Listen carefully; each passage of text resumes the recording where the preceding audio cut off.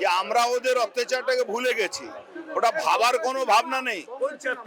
CPM ভাবছে ও কিছু অতি বামপন্থী, দেখেছেন তো অমিত শাহজি বলেছিলেন মাওবাদীদেরকে 31 মার্চের মধ্যে পুরো সর্বনাশ করা হবে, করে দেওয়া হয়েছে।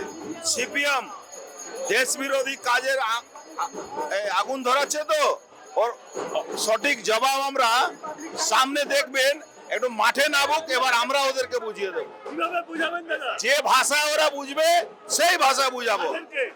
ওই সিপিএম এর যারা সিপিএম এর যে মালগুলো ওই দেখেছেন তো 8-9 জনের গুন্ডা অ্যাক্ট লেগেছে। এবার যারা আরো উস্কানি দিচ্ছে তাদেরকে কি অ্যাক্ট লাগাবো আমরা সেটা সামনে আন্দোলনে নাচ হচ্ছে, গান হচ্ছে। আরে আন্দোলন করছে কারা? গুন্ডারা। আন্দোলন করছে কারা? রাজাবাজারের সব থেকে বড় তোলাবাজ সেই আন্দোলন করছে, সে সিপিএম এর বড় নেতা।